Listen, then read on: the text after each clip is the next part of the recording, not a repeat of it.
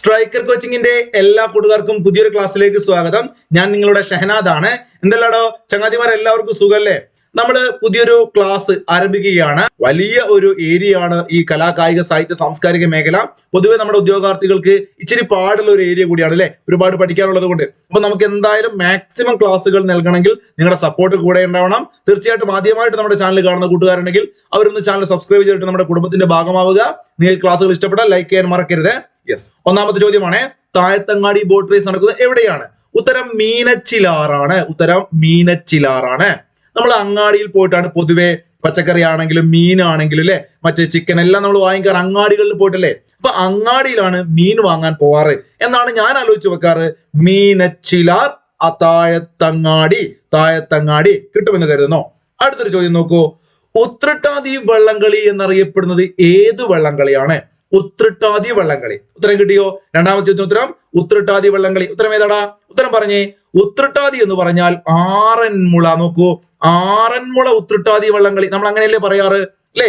ആറന്മുളയിൽ വെച്ച് നടക്കുന്ന പാർത്ഥസാരഥി ക്ഷേത്രത്തിന് സമീപം പമ്പാ നദിയിൽ, നോക്കണേ എവിടെയാണ്? പമ്പാ നദിയിലാണ്. പമ്പാ നദിയിലാണ് എന്ത് നടക്കാറ്? ആറന്മുള ഉത്രട്ടാതി വള്ളംകളി നടക്കാറ്. അപ്പൊ അത് കൃത്യമായിട്ട് പഠിക്കുക. ജലത്തിലെ പൂരം. അടുത്തൊരു ഡയലോഗ് നോക്കിയേ, ജലത്തിലെ പൂരം. ഞാനിവിടെ എഴുതാം, ജലത്തിലെ പൂരം. ജലത്തിലെ പൂരം എന്നറിയപ്പെടുന്നത് ഏത് വള്ളംകളിയാണ്? PSC സ്ഥിരമായിട്ട് ചോദിക്കാറുണ്ട്. അതേതാണ്? ആറന്മുള ഉത്രട്ടാതി വള്ളംകളിയാണ്. ഇപ്പൊ 2 പോയിന്റുകൾ കൂട്ടുകാർ നിർബന്ധമായിട്ടും അറിഞ്ഞിരിക്കുക. ഉത്രട്ടാതി വള്ളംകളി എന്നറിയപ്പെടുന്നത് ആറന്മുള വള്ളംകളിയാണ്. തിരുവോണം കഴിഞ്ഞ് 4ാമത്തെ ദിവസമാണ് അല്ലെ പമ്പാ നദിയിൽ ഈ ഒരു വള്ളംകളി നടക്കാറ്. അപ്പൊ അതെല്ലാം കൂട്ടുകാരുടെ മനസ്സിലുണ്ടായിക്കോട്ടെ. ഉത്രട്ടാതി വള്ളംകളി ആറന്മുള പാർത്ഥസാരഥി ക്ഷേത്രത്തിന് സമീപം പമ്പാ നദിയിൽ വെച്ച് നടക്കുന്നു. ഓണം കഴിഞ്ഞ് 4ാമത്തെ ദിവസമാണ് നടക്കാറ്. അപ്പൊ കൃത്യമായിട്ട് പഠിക്കുക. സ്ഥിരമായിട്ട് PSC പരീക്ഷയ്ക്ക് ചോദിക്കുന്ന ഒരു വള്ളംകളിയാണ് നെഹ്റു ട്രോഫി വള്ളംകളി. 1952 കൂട്ടുകാര് പഠിച്ചു വെക്കേണ്ട ഇമ്പോർട്ടന്റ് ആയ വർഷമാണ്. 1952 നെഹ്റു ട്രോഫി വള്ളംകളി ആരംഭിക്കുന്നത്. അന്ന് ഈ ഒരു വള്ളംകളിയുടെ പേര് നെഹ്റു ട്രോഫി എന്നായിരുന്നില്ല, പ്രൈം മിനിസ്റ്റേഴ്സ് ട്രോഫി വള്ളംകളി എന്നായിരുന്നു. അപ്പോ 1952 പ്രൈം മിനിസ്റ്റേഴ്സ് ട്രോഫി വള്ളംകളി ആരംഭിക്കുന്നു. പുന്നമടക്കായലിൽ വെച്ചിട്ടാണ് നെഹ്റു ട്രോഫി വള്ളംകളി നടക്കാറ്. എവിടെ വെച്ചിട്ടാണ്? പുന്നമടക്കായലിൽ വെച്ചിട്ടാണ്. ജലത്തിലെ പൂരം എന്നറിയപ്പെടുന്നത് ആറന്മുള ഉത്രട്ടാതി വള്ളംകളി നമ്മൾ പഠിച്ചു കഴിഞ്ഞു. ജലത്തിലെ പൂരം. ഇവിടെ എന്താണ് പറയുന്നത്? ഓളപ്പരപ്പിലെ ഒളിമ്പിക്സ്. ഇതെല്ലാം LGS, LDC മറ്റുള്ള പരീക്ഷകൾക്കൊക്കെ സ്ഥിരമായിട്ട് ചോദിക്കുന്നതാണ്. അപ്പോ പുന്നമടക്കായലിൽ വെച്ച് നടക്കുന്ന നെഹ്റു ട്രോഫി വള്ളംകളി 1952 ആരംഭിച്ചതാണ്. പുന്നമടക്കായൽ വെച്ച് നടക്കുന്നു. ഓളപ്പരപ്പിലെ ഒളിമ്പിക്സ് എന്നറിയപ്പെടുന്നു. പഠിക്കാൻ പറ്റുന്നുണ്ടല്ലോ? ക്ലിയർ ആണല്ലോ? ഓഗസ്റ്റ് മാസത്തിലെ 2ാം ശനിയാഴ്ചയാണ് സാധാരണഗതിയിൽ നെഹ്റു ട്രോഫി വള്ളംകളി നടക്കാറ്. ഓഗസ്റ്റ് മാസത്തിലെ 2ാം ശനിയാഴ്ച. പ്രസിഡൻഷ്യൽ ട്രോഫി ഏത് ദിവസമായിരുന്നു? നവംബർ 1. ഇപ്പൊ പ്രൈം മിനിസ്റ്റർ ട്രോഫി ഓഗസ്റ്റ് 2ാമത്തെ ശനിയാഴ്ച ആണെങ്കിൽ പ്രസിഡൻഷ്യൽ ട്രോഫി നവംബർ 1. മറക്കരുത്. 2 ഓർത്ത് പഠിക്കുക. 2ാമത്തെ ശനിയാഴ്ച. ഏറ്റവും കൂടുതൽ തവണ, ഏറ്റവും പ്രധാനപ്പെട്ട ഒരു മാമാങ്കമാണല്ലേ നെഹ്റു ട്രോഫി വള്ളംകളി. ആ നെഹ്റു ട്രോഫി ഏറ്റവും കൂടുതൽ തവണ അടിച്ചത് കാരിച്ചാൽ ചുണ്ടനാണ് കൂട്ടുകാരെ. ഏറ്റവും കൂടുതൽ തവണ ചാമ്പ്യന്മാരായത് കാരിച്ചാലാണ്. കാരിച്ചാൽ കേട്ടോ, വളരെ ഇമ്പോർട്ടന്റ് ആയിട്ട് പഠിച്ചോളുക. ഒരുപാട് കപ്പ് ഇങ്ങനെ കോരി എടുത്തിട്ട് ഈ തുഴഞ്ഞ് കോരി കൊണ്ടുപോയതാണ് കാരിച്ചാലാണ്. അങ്ങനെ ആലോചിച്ച് വെച്ചൂടെ? അപ്പൊ 1952 നെഹ്റു ട്രോഫി വള്ളംകളി ആരംഭിക്കുന്നു. 2ാമത്തെ ശനിയാഴ്ച ഓഗസ്റ്റ് മാസത്തിലാണ് നടക്കാറ്. ഓക്കെ ആണല്ലോ? പുന്നമടക്കായലിലാണ് ഓളപ്പരപ്പിലെ ഒളിമ്പിക്സ് എന്നറിയപ്പെടുന്നു. ഏറ്റവും കൂടുതൽ തവണ നേടിയത് കാരിച്ചാലാണ്. എന്നാൽ ആദ്യ വിജയ് നോക്കൂ, നമ്മൾ നേരത്തെ പഠിച്ച നടുഭാഗം പ്രസിഡന്റ്സ് ട്രോഫി വള്ളംകളി 2022 വിജയ് നടുഭാഗമായിരുന്നേ. ആ നടുഭാഗമാണ് നെഹ്റു ട്രോഫി വള്ളംകളിയിലെ ആദ്യത്തെ വിജയ്. വളരെ ഇമ്പോർട്ടന്റ് ആണ്, പഠിക്കണം. സ്ഥിരം ചോദിക്കുന്നതാണ്. ആദ്യ വിജയ് ചോദിക്കും. ശ്രീ ഗണേശ് ചുണ്ടനാണ് പ്രസിഡന്റ്സ് ട്രോഫി ആദ്യ വിജയ് 2011. അപ്പോ നെഹ്റു ട്രോഫിയിലെ ആദ്യ കപ്പടിച്ചത് നടുഭാഗം ചുണ്ടൻ.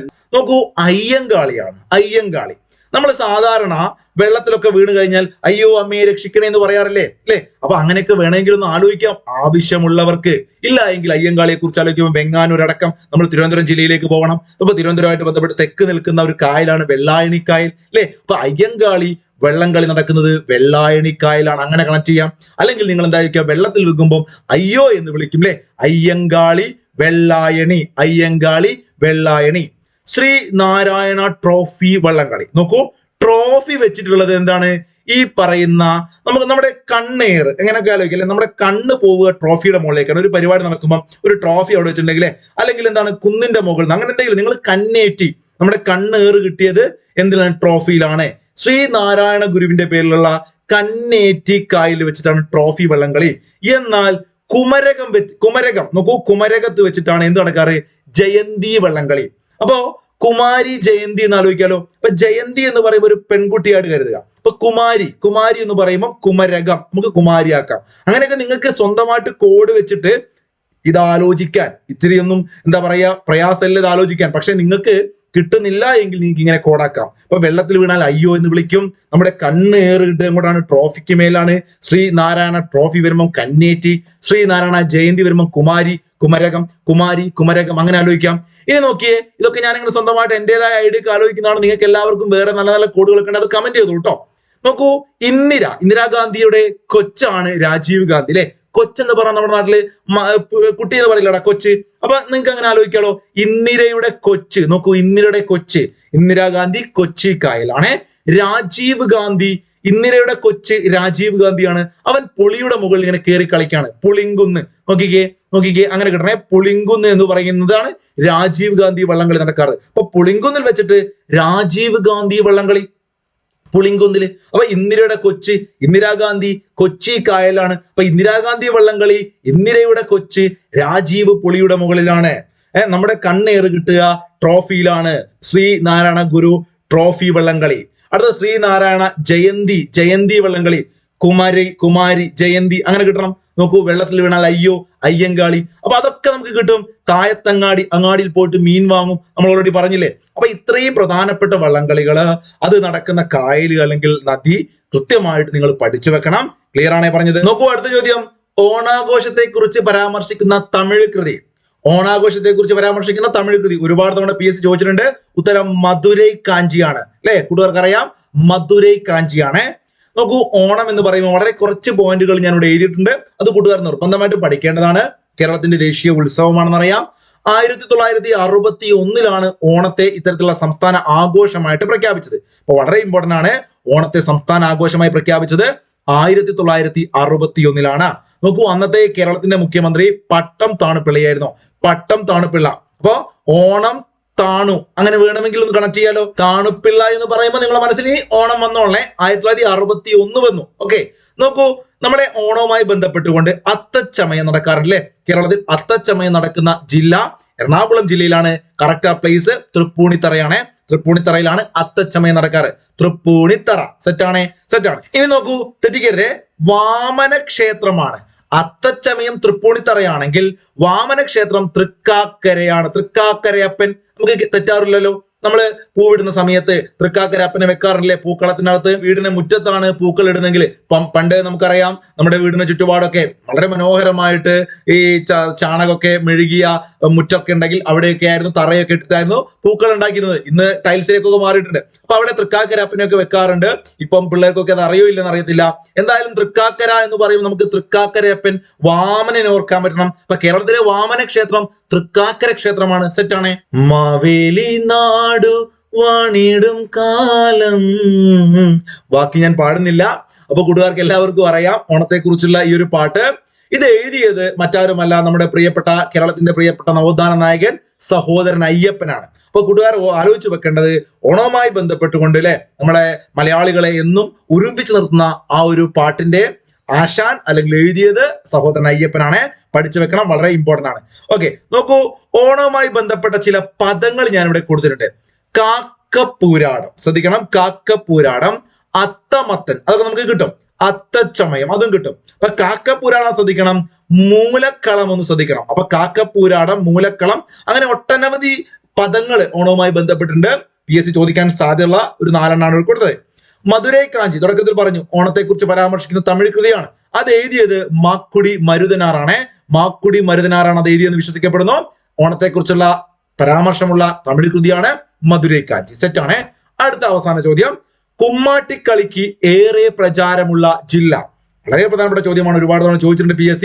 2 ജില്ലകളുണ്ട്. പക്ഷെ PS ഉത്തരമായിട്ട് പലപ്പോഴും കൊടുക്കാറ് തൃശ്ശൂർ ജില്ലയാണ്. അപ്പൊ പാലക്കാട് ജില്ലയില് തൃശ്ശൂരിന്റെയും ബോർഡർ പ്രദേശങ്ങളിലൊക്കെ എന്തുണ്ട്? കുമ്മാട്ടി കളി എന്ന് പറയുന്ന ഒരു കളിയുണ്ട് അല്ലെ. അപ്പൊ കേരളത്തിന്റെ പല തനതായ കലാരൂപങ്ങളുണ്ട്. അതിലൊന്നാണ് കുമ്മാട്ടിക്കളി. നോക്കൂ, നമുക്ക് തൃശ്ശൂർ എന്ന് പറഞ്ഞത് കൊണ്ട് തൃശ്ശൂർ പൂരത്തെ കുറിച്ചുള്ള 2-3 പോയിന്റുകൾ പഠിച്ചെടുക്കാം. ഏറ്റവും പ്രധാനപ്പെട്ട ഒരു നമ്മുടെ സംസ്കാരവുമായി ബന്ധപ്പെട്ടുകൊണ്ട് അല്ലെ കേരളത്തിൽ നമ്മൾ ഓർത്തിരിക്കേണ്ട ഒന്നാണ് തൃശ്ശൂർ പൂരം. ആരംഭിച്ചത് ശക്തൻ തമ്പുരാന്റെ കാലഘട്ടത്തിലാണ്. 1790, 1805 കാലഘട്ടങ്ങൾ. കൃത്യമായിട്ട് പറയുന്നത് 1796, 98 ആ പല നമ്മുടെ പ്രസിദ്ധീകരണങ്ങളും 98 എന്ന് പറയുന്നുണ്ട്. അതുപോലെ പലതും 96 എന്ന് പറയുന്നുണ്ട്. ആരുടെ കാലഘട്ടത്തിലാണെന്നെങ്കിലും ഓർത്തു വെക്കുക. പൂരങ്ങളുടെ പൂരം, നമുക്ക് ഏതൊരു സിനിമയിൽ പറഞ്ഞ പോലെ കൂട്ടുകാർക്ക് അറിയാം, പൂരങ്ങളുടെ പൂരം എന്നറിയപ്പെടുന്നത് തൃശ്ശൂർ പൂരമാണ്. പ്രപഞ്ചത്തിലെ ഏറ്റവും നയന മനോഹരമായ ഉത്സവം എന്ന് യുനെസ്കോ വിശേഷിപ്പിച്ചത് തൃശ്ശൂർ പൂരത്തെയാണ്. കൂട്ടുകാർക്ക് അറിയാം. നടക്കുന്ന എവിടെയാണ്? തേക്കിൻകാട് മൈതാനത്തിലാണ് അല്ലെ. തേക്കിൻകാട് മൈതാനത്താണ് നടക്കുന്നത്. നടക്കുന്ന മാസം ശ്രദ്ധിക്കണേ, മേടമാസമാണ്. മേടത്തിലാണ് തൃശ്ശൂർ പൂരം നടക്കാറ്. മേടത്തിലാണ് തൃശ്ശൂർ പൂരം നടക്കാറ്. തൃശ്ശൂർ പൂരവുമായി ബന്ധപ്പെട്ട ചില പ്രധാനപ്പെട്ട ചടങ്ങുകളുണ്ട്. അതിലൊന്നാണ് മഠത്തിൽ വരവ്. പഠിച്ച് ശ്രദ്ധിച്ചു വെക്കണം, അറിയാത്തവരുണ്ടെങ്കിൽ പഠിച്ചോളേ. ഇലഞ്ഞിത്തറ മേളം, മഠത്തിൽ വരവ്, തെക്കോട്ടിറക്കം, വെടിക്കെട്ട്. വെടിക്കെട്ട് ഇവിടെ നിങ്ങൾക്ക് കിട്ടും. ഓക്കെ, അപ്പൊ മഠത്തിൽ വരവെന്നും തെക്കോട്ടിറക്കമെന്നും ഇലഞ്ഞിത്തറ മേളം എന്നൊക്കെ ചടങ്ങുകൾ തൃശ്ശൂർ പൂരവുമായി ബന്ധപ്പെട്ടാണ്. മേടമാസത്തിൽ നടക്കുന്നു തൃശ്ശൂർ പൂരം. ശക്തൻ തമ്പുരാന്റെ കാലഘട്ടത്തിലാണ് ആരംഭിച്ചത്. ഓക്കെ, ഇനി ആറാട്ടുപുഴ പൂരത്തെ കുറിച്ചാണ്. ആറാട്ടുപുഴ പൂരം എന്ന് പറയുന്ന സമയത്ത് മീനമാസത്തിലാണ് നടക്കാറ്. കാരണം നമ്മള് സാധാരണ നേരത്തെ നമ്മൾ ഒരു കോഡ് പഠിച്ച പോലെ മീനുകൾ ഉണ്ടാവാറ് എവിടെയാണ്?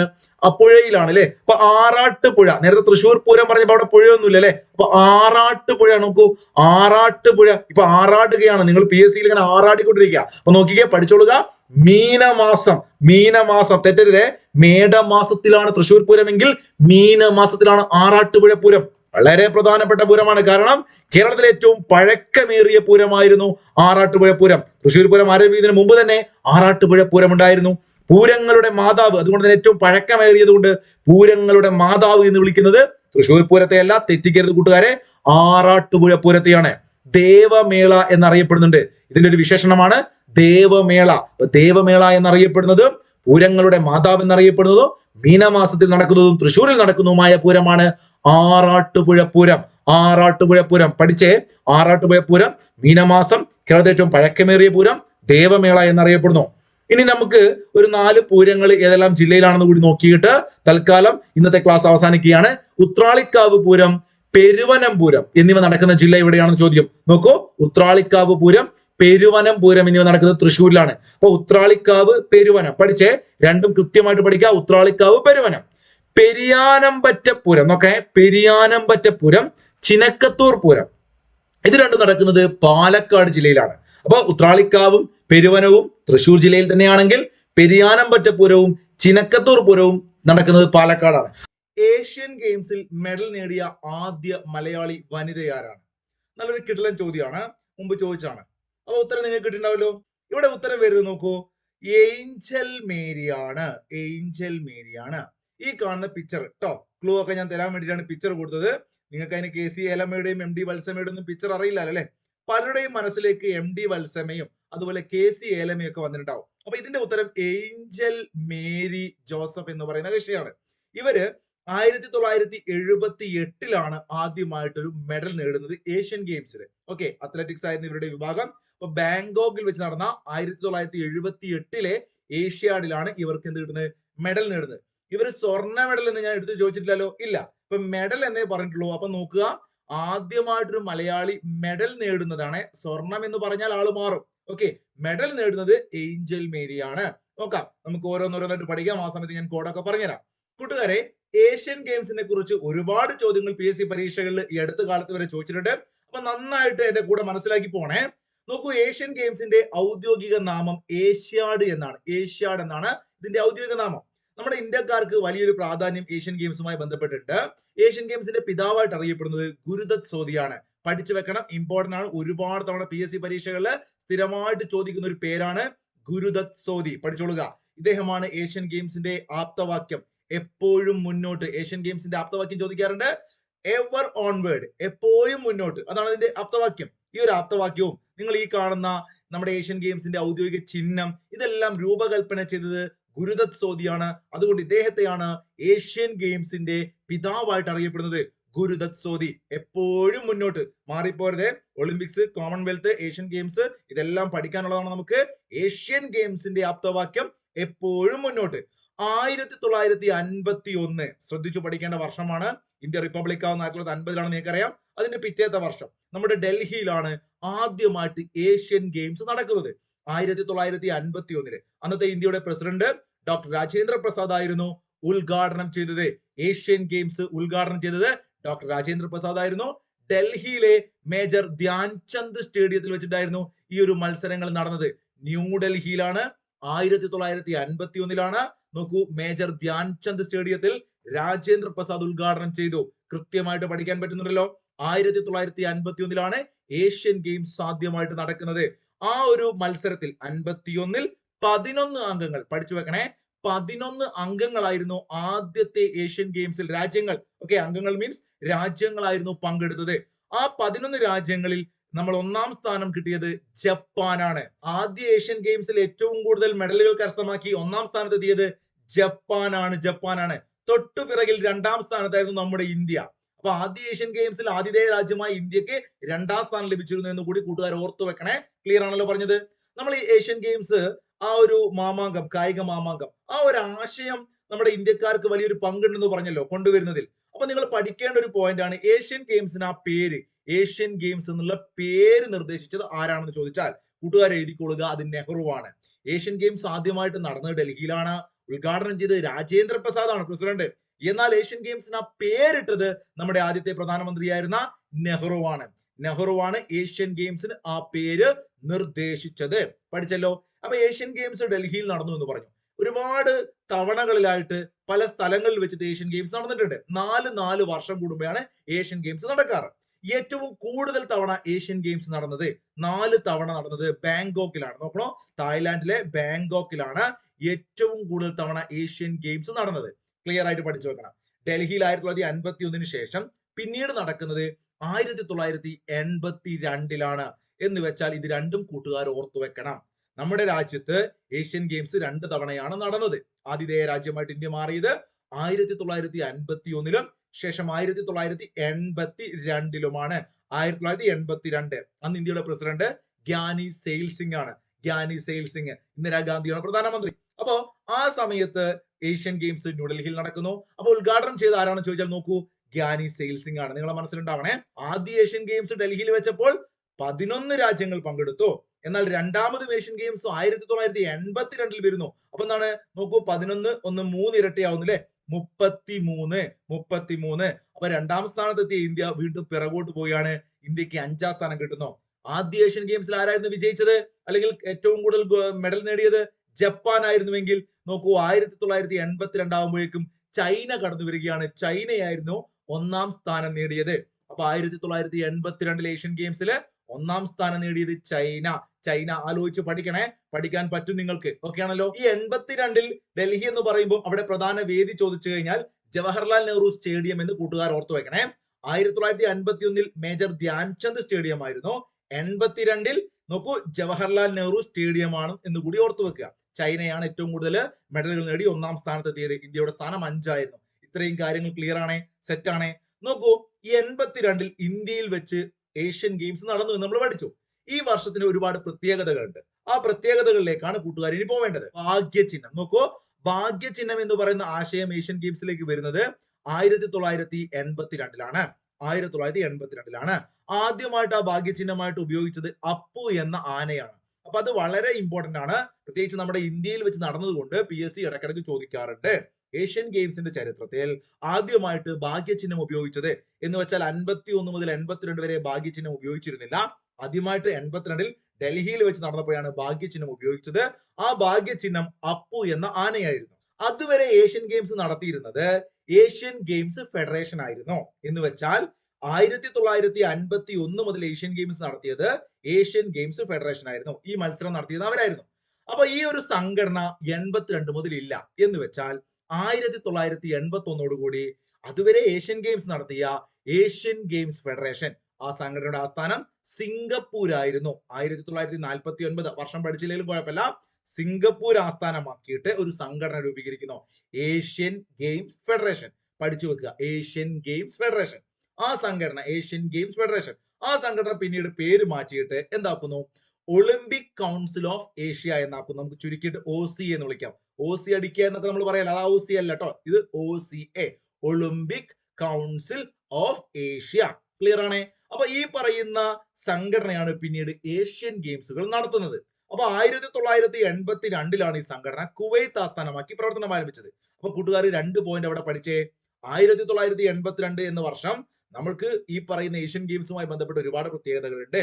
ന്യൂഡൽഹിയിൽ വെച്ചിട്ട് രണ്ടാമതും ഇന്ത്യയിൽ വെച്ചിട്ട് നടക്കുന്ന കളിയാണ്. ക്ലിയർ ആണേ. അതിന്റെ കാര്യങ്ങൾ നിങ്ങൾ പഠിച്ചു കഴിഞ്ഞു. ഈ വർഷമാണ് ഭാഗ്യചിഹ്നം ഉപയോഗിച്ചത്. ക്ലിയർ ആണേ, പഠിച്ചു കഴിഞ്ഞു. ഈ വർഷമാണ് ഏഷ്യൻ ഗെയിംസ് ഫെഡറേഷൻ എന്ന് പറയുന്ന സംഘടന മാറിയിട്ട് പിന്നീട് OC ആയിട്ട് മാറുന്നത്. OCയുടെ ആസ്ഥാനം കുവൈത്ത് ആണ്. കുവൈത്ത് ഗൾഫ് കൺട്രിയാണ് കുവൈത്ത്, മറക്കരുത്, ഇമ്പോർട്ടന്റ് ആണ്. ഏഷ്യൻ ഗെയിംസ് ഫെഡറേഷന്റെ ആസ്ഥാനം എവിടെയായിരുന്നു? സിംഗപ്പൂർ ആയിരുന്നു. ക്ലിയർ ആണ്. 1982 OC രൂപീകരിക്കുന്നത്. എവിടെയാണ് ആസ്ഥാനം? കുവൈത്ത് ആണ്. നമുക്ക് ഏഷ്യൻ ഗെയിംസിന്റെ ചരിത്രത്തിലേക്കും അതിന്റെ കാര്യങ്ങളൊക്കെ നിങ്ങൾ പഠിച്ചു കഴിഞ്ഞു. ഇനി നമുക്ക് നോക്കേണ്ടത് ഇന്ത്യക്കാരുമായി ബന്ധപ്പെട്ടുകൊണ്ട് ഏഷ്യൻ ഗെയിംസിൽ ചില പ്രധാനപ്പെട്ട ചോദ്യങ്ങൾ PSC ഇടയ്ക്കിടയ്ക്ക് ചോദിക്കാറുണ്ട്. നമുക്ക് വേണമെങ്കിൽ ഒരു കോഡ് പോലെ ഞാൻ പറഞ്ഞുതരാം. സച്ചിൻ ടെണ്ടുൽക്കർ നിങ്ങൾക്ക് എല്ലാവർക്കും അറിയാം. അദ്ദേഹം കായിക മേഖലയിലെ നമുക്ക് ഏറ്റവും പ്രിയപ്പെട്ട താരമാണ്. അപ്പൊ സച്ചിനെ കുറിച്ച്, ഇത് കോഡിന് വേണ്ടി മാത്രം പറയാണ്, നിങ്ങൾ അങ്ങനെ കാണുക. സച്ചിനെ കുറിച്ച് നിങ്ങൾ ആലോചിക്കേണ്ടത് ഇങ്ങനെയാണ്. സച്ചിൻ ഏഷ്യൻ ഗെയിംസിൽ പങ്കെടുക്കാൻ പോവുകയാണ്. അദ്ദേഹം പഠിക്കുന്ന സ്കൂൾ അല്ലെങ്കിൽ കോളേജ് ആയിക്കോട്ടെ, ആ ഒരു പ്രൈവറ്റ് സ്ഥാപനത്തിന് ഒരു MD ഉണ്ട്. ആ പ്രൈവറ്റ് സ്ഥാപനത്തിന്റെ ഭാഗമായിട്ട് അദ്ദേഹം ഏഷ്യൻ ഗെയിംസിൽ പങ്കെടുക്കാൻ സച്ചിൻ പോവുകയാണ്. എന്തിനാ പങ്കെടുക്കുന്നത്? ഏഷ്യൻ ഗെയിംസിൽ. അപ്പൊ സച്ചിൻ എന്ത് ചെയ്യുന്നു?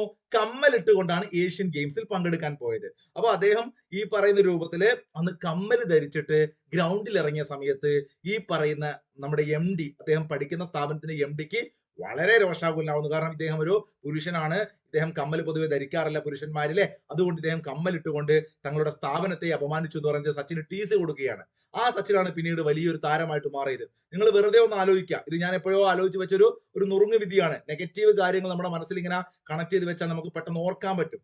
ഇത് എന്തുകൊണ്ടാണ് ഇങ്ങനെ ആലോചിക്കാൻ കാരണം? എപ്പോഴും നമുക്ക് മാറിപ്പോവാറുണ്ട്. ഏഷ്യൻ ഗെയിംസ്, കോമൺവെൽത്ത്, അതുപോലെ ഒളിമ്പിക്സ് പഠിക്കാനുണ്ട്. കൂടാതെ അർജുന അവാർഡുകൾ, ഖേൽരത്ന പുരസ്കാരങ്ങളൊക്കെ പഠിക്കാനുണ്ട്. അപ്പൊ നിങ്ങൾ കൂട്ടിക്കുഴച്ച് കുളമാക്കരുത്. അതുകൊണ്ടാണ് ഏഷ്യൻ ഗെയിംസ് എന്ന് പറയുമ്പം ആദ്യമായിട്ട് ഏഷ്യൻ ഗെയിംസിൽ ഒരു സ്വർണം അടിച്ചത് സച്ചിനാണെന്ന് ആലോചിക്കുക. സച്ചിനാണ്, ഇന്ത്യക്കാരനാണ്, പുരുഷനാണ്. ആദ്യമായിട്ടൊരു വനിതയാരെന്ന് ചോദിച്ചാൽ കമ്മൽ എന്നുള്ളത് കമലാക്കുക, കമൽജിത്ത് സന്ധു എന്ന് പഠിച്ചു വെക്കുക. നോക്കൂ, ആദ്യമായിട്ടൊരു മലയാളി സ്വർണം അടിച്ചത് TC കൊടുത്തു വിട്ടു എന്നാ പറഞ്ഞത്, TC യോഹന്നാൻ എന്ന് ആലോചിക്കുക. ആദ്യമായിട്ടൊരു വനിത സ്വർണം അടിച്ചത് MD ആണെന്ന് ആലോചിക്കുക. അപ്പൊ സച്ചിന് കമ്മലിട്ടപ്പോൾ MD TC കൊടുത്തു. ഒറ്റ വാക്കിൽ ഞാൻ പറയാം, സച്ചിന് കമ്മലിട്ടപ്പോൾ MD TC കൊടുത്തു. ഇതൊരു 4 തവണ പറഞ്ഞു നോക്കി കഴിഞ്ഞാൽ ഏഷ്യൻ ഗെയിംസിൽ സ്വർണം അടിച്ചത് നിങ്ങൾക്ക് ഓർമ്മയുണ്ടാവും. ക്ലിയർ ആണേ പറഞ്ഞത്? എന്തൊക്കെയാണ് നോക്കൂ. ആദ്യമായിട്ട് സ്വർണം അടിച്ചത് സച്ചിൻ നാഗാണ്. എന്നാൽ വ്യക്തിഗത ഇനത്തിൽ സ്വർണം നേടുന്ന ആദ്യത്തെ വനിതയായിട്ട് മാറിയത് 1970 വർഷമൊന്നും പഠിച്ചില്ലെങ്കിലും കുഴപ്പമില്ല, 400 മീറ്റർ ഓട്ടത്തിൽ കമൽജിത്ത് സന്ധുവാണ്. വ്യക്തിഗത ഇനത്തിൽ സ്വർണം നേടിയ ആദ്യത്തെ മലയാളി TC യോഹന്നാൻ, ലോങ് ജമ്പ് താരമാണ്, 74 നോക്കൂ, വ്യക്തിഗത ഇനത്തിൽ സ്വർണം നേടിയ മലയാളി വനിത 1982 ഡൽഹിയിൽ വെച്ചിട്ടായിരുന്നു ആ മത്സരം നടന്നത്. MD വത്സമ്മ, ഓർത്തു വെക്കണേ, MD ആണ്.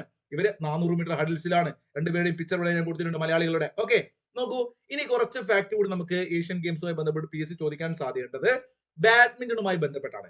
ബാഡ്മിന്റണിൽ വ്യക്തിഗത മെഡൽ നേടുന്ന, നോക്കൂ, അവിടെ വെങ്കലമാണ്.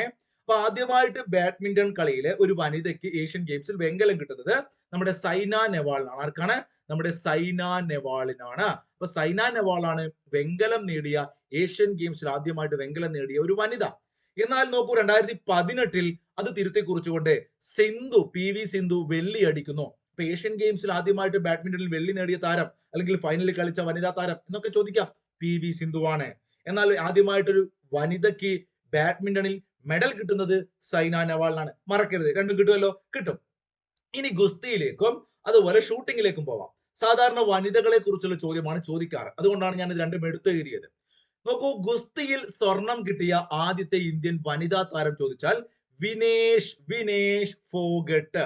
ഇത് രണ്ടിനും പ്രത്യേകതയുണ്ട്. കാരണം നമുക്ക് അവസാനമായിട്ട് നടന്ന ഏഷ്യൻ ഗെയിംസ് 2018 അപ്പൊ കറണ്ട് അഫയേഴ്സ് ആണോ ഇത് പഠിക്കണോ എന്ന് ചിന്തിക്കുന്നവരോട്, ഈ കഴിഞ്ഞ കാലങ്ങളിലൊക്കെ PSC പരീക്ഷകളിൽ കായിക മാമാങ്കവുമായി ബന്ധപ്പെട്ട് ഏറ്റവും അവസാനം നടന്നത് നോക്കൂ, അത് വേൾഡ് കപ്പ് ഫുട്ബോൾ ആണെങ്കിലും വേൾഡ് കപ്പ് ക്രിക്കറ്റ് ആണെങ്കിലും ഒളിമ്പിക്സ് ആണെങ്കിലും ഒക്കെ ഏറ്റവും അവസാനം നടന്നത് ഏതാണോ വർഷം, അത് നിങ്ങൾ ഇമ്പോർട്ടന്റ് ആയിട്ട് പഠിച്ചു വെക്കണം. അപ്പൊ അവസാനമായിട്ട് ഏഷ്യൻ ഗെയിംസ് നടന്നത് 2018 ആയതുകൊണ്ട് ആ 18 ഗുസ്തിയിൽ ആദ്യമായിട്ട് സ്വർണം കിട്ടുന്ന വനിത വിനേഷ് ഫോഗട്ട്. ഗുസ്തി ഫോഗട്ട് കിട്ടണേ. നോക്കൂ, സ്വർണം നേടിയ ഇന്ത്യൻ വനിതാ താരം ഷൂട്ടിങ്ങില് രാഹി സർണോബത്ത്. സ്വർണം കിട്ടിയത് രാഗിയൊക്കെ നമ്മൾ കൈ കെട്ടാറുണ്ട് അല്ലെ? അപ്പൊ നമ്മൾ ഷൂട്ടിംഗ് എന്ന് ആലോചിക്കുമ്പോൾ ഈ രാഗി കൈ കെട്ടിയിരുന്ന സ്വർണം അടിച്ച കുട്ടിക്കിതോ അങ്ങനെ രാഗി കിട്ടിയവൾക്ക് സ്വർണം കിട്ടി ഷൂട്ടിങ്ങിൽ. രാഗി സ്വർണം സർബത്തല്ലോ, സർണോബത്താണ്. അപ്പൊ അങ്ങനെ ആലോചിക്കുക. ഇപ്പൊ രാഗി കിട്ടിയ പെൺകുട്ടിക്ക് സ്വർണം കിട്ടി. ഫോഗട്ടിന് ഗുസ്തിയിൽ കിട്ടിയത് രണ്ടും ജക്കാർത്തയിൽ 2018 നമുക്ക് അതിലേക്ക് വരാം. ഒരു ഏഷ്യൻ ഗെയിംസിൽ ഏറ്റവും കൂടുതൽ മെഡൽ നേടിയ മലയാളി അത്ലറ്റ്. വളരെ ഇമ്പോർട്ടന്റ് ആയ പോയിന്റ് ആണ്, PSC ചോദിക്കാൻ സാധ്യതയുള്ള ഒരു നല്ല പോയിന്റ് ആണ്. PT ഉഷ. നമ്മൾ നേരത്തെ TC യോഹന്നാനെയും MD വത്സമയും ഒക്കെ പറഞ്ഞു. ഒരുപാട് മലയാളി താരങ്ങൾക്ക് ഏഷ്യൻ ഗെയിംസിൽ മെഡൽ നേടിയിട്ടുണ്ട്. എന്നാൽ ഒരു ഏഷ്യൻ ഗെയിംസിൽ നോക്കൂ 11 മെഡലുകൾ നേടിക്കൊണ്ട് ഏറ്റവും കൂടുതൽ മെഡലുകൾ നേടുന്ന എന്ന റെക്കോർഡ് ഇട്ടുകൊണ്ട് PT ഉഷ, നമ്മുടെ പയ്യോളി എക്സ്പ്രസ് PT ഉഷ എന്ത് നേടുന്നു? ഏഷ്യൻ ഗെയിംസിൽ ഈ റെക്കോർഡ് നേടുകയാണ്. അപ്പൊ പഠിക്കുക, ഒരു ഏഷ്യൻ ഗെയിംസിൽ ഏറ്റവും കൂടുതൽ മെഡലുകൾ നേടിയ താരം PT ഉഷ. അതുപോലെ ഈ പറയുന്ന ഏഷ്യൻ ഗെയിംസിനെ കുറിച്ച് കുറച്ച് കാര്യങ്ങൾ നമുക്ക് നോക്കണം, അവസാനം പറയാം. ഇവിടെ 2026-ലെയും 30-ലെയും 34-ലെയും വേദികൾ ഞാൻ കൊടുത്തിട്ടുണ്ട്. ഏഷ്യൻ ഗെയിംസ് ഓൾറെഡി 34 വരെയുള്ള സ്ഥലങ്ങൾ ഡിക്ലെയർ ചെയ്തിട്ടുണ്ട്. അത് കൂട്ടുകാർ പഠിച്ചു വെക്കണം, ഇമ്പോർട്ടന്റ് ആണ്. നോക്കൂ, 2026-ൽ അടുത്ത പ്രാവശ്യം നടക്കാൻ പോകുന്നത് ജപ്പാനിലാണ്. ജപ്പാനിൽ നെഗോയ എന്ന് പറഞ്ഞ സ്ഥലം, ഏച്ചി നെഗോയ കേട്ടോ, ഐച്ചി നെഗോയ, ആ പേരൊക്കെ ഒന്ന് പഠിച്ചു വെച്ചോ. ഐച്ചി നെഗോയ എന്ന് പറയുന്ന സ്ഥലത്താണ് 2026-ൽ ഐച്ചി നെഗോയ. ഡിഗ്രിക്കാരൊക്കെ പ്രത്യേകിച്ച് ഈ പേരുകളൊക്കെ പഠിക്കണേ. നോക്കൂ, ദോഹ 2030-ൽ ദോഹയിലാണ്, ചോദിക്കാൻ സാധ്യതയുണ്ട്. നമ്മുടെ ഫുട്ബോൾ മാമാങ്കം കഴിഞ്ഞത് കൊണ്ട് തന്നെ ദോഹയിലേക്ക് ഇനി വരാൻ പോകുന്നത് 2030-ൽ എന്താണ്? ഏഷ്യൻ ഗെയിംസ് ആണ്. ഇതിനു മുമ്പും ദോഹ അഥവാ ഖത്തർ എന്തായിരുന്നു? ഏഷ്യൻ ഗെയിംസിന് വേദിയായിരുന്നു 2006. അപ്പൊ നിങ്ങളോട് ചോദിക്കുന്ന ചോദ്യം ഇതായിരിക്കും, ഏഷ്യൻ ഗെയിംസിന് വേദിയായ ആദ്യത്തെ ഗൾഫ് അറബ് രാജ്യം ഏതാണ്? 2006-ൽ മുമ്പ് എന്തായിരുന്നു? ഖത്തർ ഏഷ്യൻ ഗെയിംസിന് വേദിയായിരുന്നു. ഇനി വീണ്ടും 2030-ൽ ആവാൻ പോവുകയാണ്. ക്ലിയർ ആണോ? ക്ലിയർ ആണോ? യെസ്. ഇനി 2034-ൽ വീണ്ടും ഒരു ഗൾഫ് രാജ്യമാണ് Riyadh, Saudi Arabia. Saudi Arabia. അപ്പോ ഖത്തർ പഠിച്ചോളുക, സൗദി അറേബ്യ പഠിച്ചോളുക. ഏഷ്യൻ ഗെയിംസ് ഓക്കെ ആണല്ലോ. ഹാങ്ഷു 2023-ൽ നടക്കുന്നു. 2026-ൽ ജപ്പാനിലാണ്. Aichi Nagoya. അർജുന അവാർഡ് ലഭിച്ച ആദ്യ മലയാളി. അർജുന അവാർഡ് ലഭിച്ച ആദ്യ മലയാളി. എന്തുകൊണ്ടാണ് ഞാൻ ഈ ചോദ്യം ചോദിച്ചത്? ഏഷ്യൻ ഗെയിംസിൽ സ്വർണം നേടിയ ആദ്യത്തെ മലയാളി നിങ്ങൾ ഓൾറെഡി പഠിച്ചു കഴിഞ്ഞു. ഇനി നിങ്ങൾക്ക് ഒരു സംശയം ഉണ്ടാവില്ല. അവിടെ നിങ്ങൾ MD വത്സമി ഒഴിവാക്കി. പിന്നെ സംശയം KC ഏലമ്മ വരുന്നുണ്ടല്ലോ, നമ്മൾ എന്തോന്ന് പഠിച്ചിരുന്നല്ലോ. ആരായിരിക്കും ഉത്തരം? ഉത്തരം കിട്ടിയോ? C ബാലകൃഷ്ണനാണ്. എന്താണ് ചോദിച്ചത്? ആദ്യത്തെ മലയാളി എന്നാണ്. വനിത, മലയാളി വനിത എന്ന് ചോദിച്ചാൽ ആള് മാറിയിട്ടുണ്ടാവും. ഇത് ആദ്യത്തെ മലയാളി. 1965 വർഷം നോട്ട് ചെയ്ത് വെക്കണം. 1961-ലാണ് അർജുന അവാർഡ് ആരംഭിക്കുന്നത്. എന്നാൽ 65-ൽ പർവ്വതാരോഹകനായിട്ടുള്ള C ബാലകൃഷ്ണൻ, ഇദ്ദേഹത്തിന്റെ പേര് C ബാലകൃഷ്ണൻ, പഠിച്ചു വെക്കണേ. പർവ്വതാരോഹകനാണ്. നോക്കൂ, അർജുന അവാർഡിനെ കുറിച്ച് 2-3 പോയിന്റുകൾ കൂട്ടുകാർ പഠിക്കണം. കായിക രംഗത്ത് ശ്രദ്ധേയമായ പ്രകടനം കാഴ്ചവെക്കുന്നവർക്ക് കേന്ദ്ര യുവജന മന്ത്രാലയം നൽകുന്ന പുരസ്കാരമാണ്. അതിന്റെ സമ്മാന തുകയൊക്കെ ഇപ്പൊ മാറ്റിയിട്ടുണ്ട്. പുതുക്കിയ സമ്മാന തുക 15 ലക്ഷം രൂപയാണ്.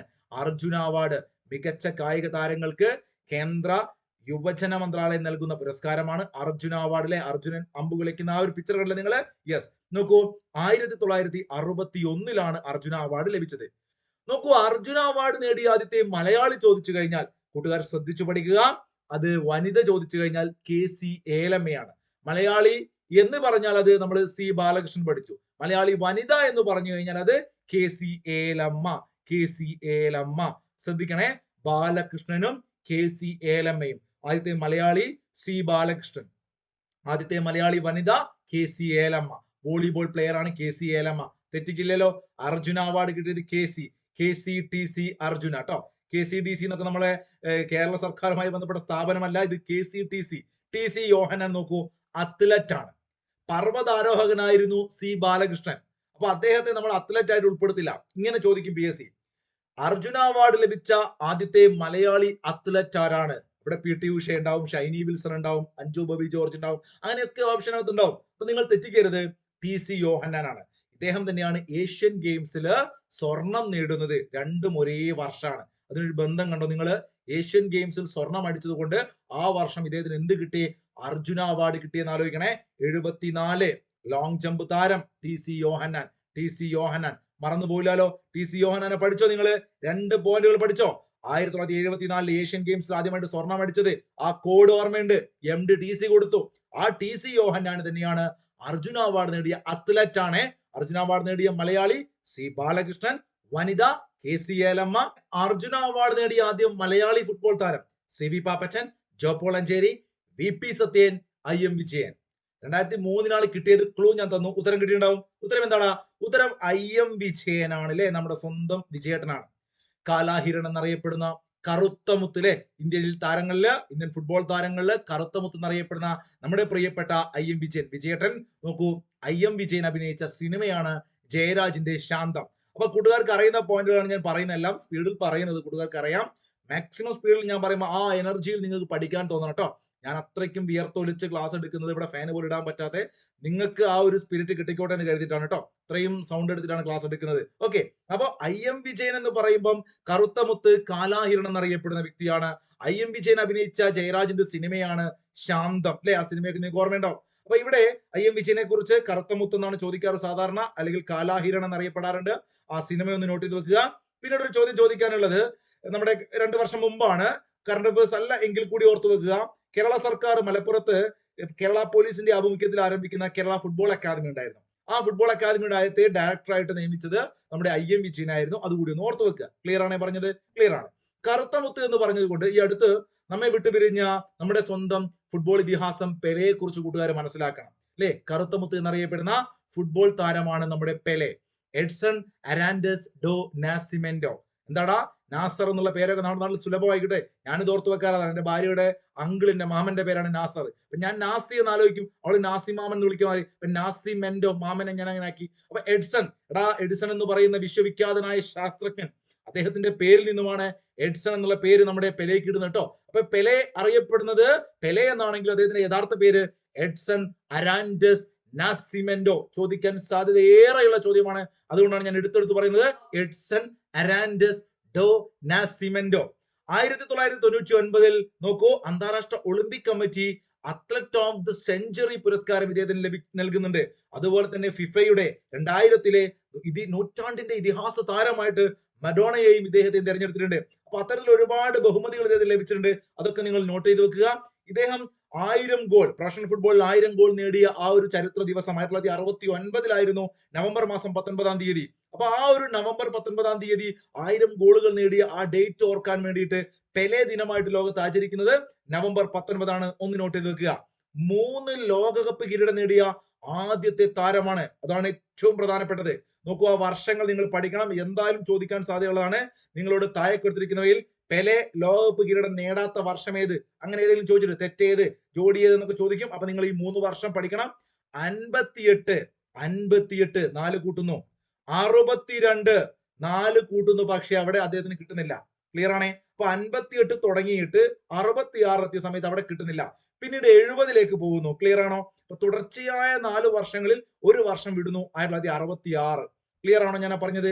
58, 62, then 70, 3 ലോകകപ്പ് നേടുന്നു. 4 ലോകകപ്പിൽ കളിക്കുന്നുണ്ട് അദ്ദേഹം. അങ്ങനെ കളിച്ചിട്ട് അദ്ദേഹം 12 ഗോളുകളും നേടുന്നുണ്ട്. അദ്ദേഹത്തിന്റെ ഓട്ടോബയോഗ്രഫി പെലെ ദ ഓട്ടോബയോഗ്രഫി എന്നാണ്. 2014 പെലെക്ക് വേണ്ടിയിട്ട് ഒരു മ്യൂസിയം ആരംഭിച്ചിരുന്നു ബ്രസീലിൽ, സാന്റോസിലാണ് അത് ആരംഭിച്ചത്. Pele museum Santos. പ്രൊഫഷണൽ ഫുട്ബോളിൽ ഞാൻ നേരത്തെ പറഞ്ഞല്ലോ, 1000 ഗോളുകൾ നേടിയ ആദ്യ താരമാണ് ഇദ്ദേഹം ലോകകപ്പ് ചരിത്രത്തിൽ ലോകകപ്പിൽ മാത്രമായിട്ട് 12 ഗോളുകൾ നേടിയിട്ടുണ്ട്. വളരെ ഇമ്പോർട്ടന്റ് ആണ്. ഏറ്റവും പ്രായം കുറഞ്ഞ ലോകകപ്പിൽ ഇദ്ദേഹത്തിന്റെ പേരിലുള്ള ബഹുമതികളാണ്. ഏറ്റവും പ്രായം കുറഞ്ഞ എന്ന് വെച്ചാൽ വെറും 17 വയസ്സ് മാത്രമുള്ള സമയത്ത് പെലെ നേടിയ നേട്ടങ്ങളാണ്. ലോകകപ്പിൽ ഗോൾ നേടും 17 വയസ്സിൽ ആദ്യത്തെ താരമാണ്. ലോകകപ്പിൽ ഹാട്രിക് അടിച്ചു അല്ലെ, 3 ഗോളുകൾ അടിച്ചു, ഹാട്രിക് അടിച്ചു. ലോകകപ്പിന്റെ ഫൈനലിൽ കളിക്കുന്ന ആദ്യത്തെ താരമായിട്ട് മാറി. ലോകകപ്പ് നേടുന്ന ആദ്യത്തെ താരമായിട്ട് മാറി. 58 ഇദ്ദേഹത്തിന് വെറും 17 വയസ്സേ ഉള്ളൂ. ലോകകപ്പിൽ ഫൈനൽ ഗോൾ നേടുന്ന താരമായിട്ട് ഇദ്ദേഹം മാറുകയാണ്. അപ്പൊ അത്തരത്തിൽ ഇതെല്ലാം ഏറ്റവും പ്രായം കുറഞ്ഞ എന്നിങ്ങനെ എടുത്തെടുത്ത് ചോദിച്ചാൽ നിങ്ങൾ എഴുതിക്കൊള്ളുക ഒരൊറ്റ ഉത്തരം. ഏതെടുത്താലും 10 എന്ന് പറയുന്ന പോലെ ഏതെടുത്താലും നമ്മുടെ സ്വന്തം പെലെ. ലോകകപ്പിൽ ഗോൾ നേടിയ താരം, ലോകകപ്പിൽ ഹാട്രിക് ഗോൾ നേടിയ താരം, ലോകകപ്പിൽ ഫൈനൽ കളിക്കുന്ന താരം, ഫൈനൽ സ്വന്തമാക്കിയ താരം അല്ലെ. അത്തരത്തിൽ ഏറ്റവും പ്രായം കുറഞ്ഞെന്ന് ചോദിച്ചാൽ കിലിയൻ എംബാപ്പെ കൊടുക്കും ഓപ്ഷനിൽ. നിങ്ങൾ തെറ്റിക്കരുത്, പെലെയാണ്. നിലവിൽ ആരാണ്? പെലെയാണ്. പെലെ അഭിനയിച്ച ഒരു സിനിമ, പെലെ ഒട്ടനവധി സിനിമകൾ അഭിനയിച്ചിട്ടുണ്ടെങ്കിലും മത്സര പരീക്ഷകൾക്ക് ചോദിക്കാനുള്ള പെലെ അഭിനയിച്ച സിനിമ എന്ന് പറഞ്ഞുകൊണ്ട് എസ്കേപ്പ് ടു വിക്ടറി എന്ന് പറയുന്ന സിനിമയാണ്. എസ്കേപ്പ് ടു വിക്ടറി കേട്ടോ. മറ്റൊട്ടനവധി സിനിമകളിലും ഡോക്യുമെന്ററികളിലും ഒക്കെ അദ്ദേഹം വന്നിട്ടുണ്ട്. അപ്പൊ പെലെയെ കുറിച്ച് പറഞ്ഞുകൊണ്ട് ഈ അടുത്ത് മരണപ്പെട്ടതുകൊണ്ടാണ് നമ്മൾ ഇത് ഇത്രയും ഡിസ്കസ് ചെയ്തത്. അപ്പൊ നമ്മെ വിട്ടുപിരിഞ്ഞ മറ്റൊരു കേരളത്തിന്റെ പ്രിയപ്പെട്ട കായിക താരം ഇറ്റലിയിൽ വെച്ച് ഒരു കാർ അപകടത്തിൽ മരണപ്പെട്ട താരമാണ് ജിമ്മി ജോർജ്. അദ്ദേഹത്തെ കുറിച്ച് PSC മുമ്പ് ചോദിച്ച ചോദ്യം ഇതാണ്: താരമായ ജിമ്മി ജോർജിന്റെ ജന്മസ്ഥലം എവിടെയാണ്? അപ്പൊ നിങ്ങൾ നോട്ട് ചെയ്ത് വെക്കുക, കണ്ണൂരാണ്, പേരാവൂരാണ് കേട്ടോ. കണ്ണൂരുകാർക്കൊക്കെ അറിയാം, കണ്ണൂരിന്റെ സ്വന്തം അല്ലെ, പേരാവുകാരുടെ സ്വന്തം ജിമ്മിച്ചാൻ. നോക്കൂ, ജിമ്മിച്ചനെ കുറിച്ച് പറയുമ്പോൾ 2-3 പോയിന്റുകൾ നിങ്ങൾ ഒന്ന് നോട്ട് ചെയ്ത് വെക്കുക. ഇന്നത്തെ ക്ലാസ് കഴിയാൻ പോവുകയാണ്. അദ്ദേഹത്തിന് അർജുന അവാർഡ്, ശ്രദ്ധിക്കണം, നമ്മൾ ഇന്ന് അർജുന അവാർഡ് ഒരുപാട് കാര്യങ്ങൾ പഠിച്ചിരുന്നു അല്ലെ. അർജുന അവാർഡ് ഏത് വർഷമായിരുന്നു ആരംഭിച്ചത്? കൂട്ടുകാർ കമന്റ് ചെയ്തേ, അർജുന അവാർഡ് ഏത് വർഷമായിരുന്നു ആരംഭിച്ചത്? ഇന്നത്തെ ഒന്നാമത്തെ ചോദ്യമാണ്. അർജുന അവാർഡ് ഏത് വർഷമായിരുന്നു? ഒന്നാമത്തെ ചോദ്യം പിടിച്ചോ. അർജുന അവാർഡ് ഏത് വർഷമാണ് ആരംഭിച്ചത്? ഓക്കെ, രണ്ടാമത്തെ ചോദ്യം ഇതാണ്: ഏഷ്യൻ ഗെയിംസിൽ സ്വർണ്ണ മെഡൽ നേടുന്ന ആദ്യത്തെ താരം, ഇന്ത്യൻ താരമാരാണ്? ഏഷ്യൻ ഗെയിംസിൽ സ്വർണ്ണ മെഡൽ നേടുന്ന ആദ്യത്തെ ഇന്ത്യൻ താരമാണ്, ഇന്ത്യൻ താരം. ഈ 2 ചോദ്യങ്ങൾക്ക് ഉത്തരം നിങ്ങൾ കമന്റ് ചെയ്യും എന്ന് ഞാൻ പ്രതീക്ഷിക്കുകയാണ്. എല്ലാവരും പഠിച്ചവർ, കേട്ടവർ കമന്റ് ചെയ്യണം. അപ്പൊ ഇദ്ദേഹത്തിന്റെ പേരിലുള്ള ഒരു സ്പോർട്സ് ഹബ്ബ്, ഇത് ആദ്യം ജിമ്മി ജോർജ് ഇൻഡോർ സ്റ്റേഡിയം ആയിരുന്നു. ഇതിന്റെ പേര് ഇപ്പൊ മാറ്റിയിട്ട് ജിമ്മി ജോർജ് സ്പോർട്സ് ഹബ്ബ് എന്നാക്കിയിട്ടുണ്ട്. 2-3 തന്നെ കേട്ടോ. ഇൻഡോർ സ്റ്റേഡിയം, സ്പോർട്സ് ഹബ്ബും രണ്ടും സെയിം ആണ്. അപ്പൊ ഇത് തിരുവനന്തപുരത്താണ്, വെള്ളയമ്പലത്താണ്. നോട്ട് ചെയ്ത് വെക്കണം, തിരുവനന്തപുരത്തെ വെള്ളയമ്പലത്താണ്. ചോദിക്കും PSC, Jimmy George sports hub ഉള്ളത്, ഒരു മാർക്ക് അവിടെ കിട്ടും. ഇതാണ് ഈ ഒരു പേജിലെ ഇമ്പോർട്ടന്റ് ആയ പോയിന്റ്. പിന്നെ നമ്മൾ നേരത്തെ പറഞ്ഞ അർജുന അവാർഡ് നേടിയ ഏറ്റവും പ്രായം കുറഞ്ഞ വോളിബോൾ താരം, ഇന്ത്യയിൽ ഇന്ന് നിലവിലുള്ളതിൽ വെച്ച് ഇതുവരെ ഇന്ത്യയുടെ ചരിത്രത്തിൽ ഏറ്റവും പ്രായം കുറഞ്ഞ 21ാമത്തെ വയസ്സിലാണ്. 16ാമത്തെ വയസ്സിൽ തന്റെ പ്രൊഫഷണൽ കരിയർ ആരംഭിച്ച ജിമ്മി ജോർജ് 21ാമത്തെ വയസ്സിലാണ് ഏറ്റവും പ്രധാനപ്പെട്ട പുരസ്കാരമായ അർജുന അവാർഡ് കരസ്ഥമാക്കുന്നത്. നോക്കിക്കേ നിങ്ങൾ, അപ്പൊ എത്രത്തോളം പ്രഗത്ഭനായ കളിക്കാരനായിരിക്കും അദ്ദേഹം. അപ്പൊ ഈ പറയുന്ന കാര്യങ്ങൾ, ജിമ്മി ജോർജ് മരണപ്പെട്ടത് 87-ലാണ്. ആ വർഷമാണ് ഇൻഡോർ സ്റ്റേഡിയം സ്ഥാപിതമാക്കുന്നത്. 1987-ലാണ് അദ്ദേഹം മരണപ്പെടുന്നത്. അപ്പൊ ജിമ്മി ജോർജിനെ കുറിച്ചുള്ള കാര്യങ്ങളൊക്കെ നിങ്ങൾ വായിച്ചും ബാക്കി അറിഞ്ഞോളുക. അപ്പൊ ഇത്രയും കാര്യങ്ങൾ പഠിച്ചുകൊണ്ട് നമ്മൾ തൽക്കാലം ഇന്ന് അവസാനിപ്പിക്കുകയാണ്. കായികം നീണ്ടു കിടക്കുകയാണ്. കേരള കായികത്തേക്ക് നമ്മൾ കടക്കണം. ഒരുപാട് കാര്യങ്ങൾ പഠിക്കാനാണ്. നമുക്ക് തൊട്ടടുത്ത ദിവസങ്ങളിൽ പഠിക്കാം. ആദ്യമായിട്ട് ചാനൽ കാണുന്ന കൂട്ടുകാർ സബ്സ്ക്രൈബ് ചെയ്യാൻ മറക്കരുത്. ക്ലാസ്സുകൾ ഇഷ്ടപ്പെട്ടാൽ ലൈക്ക് ചെയ്യുക, കൂട്ടുകാർക്ക് ഷെയർ ചെയ്ത് കൊടുക്കുക. നമുക്ക് വീണ്ടും കാണാം. അതുവരെ ഗുഡ് ബൈ, താങ്ക് യു.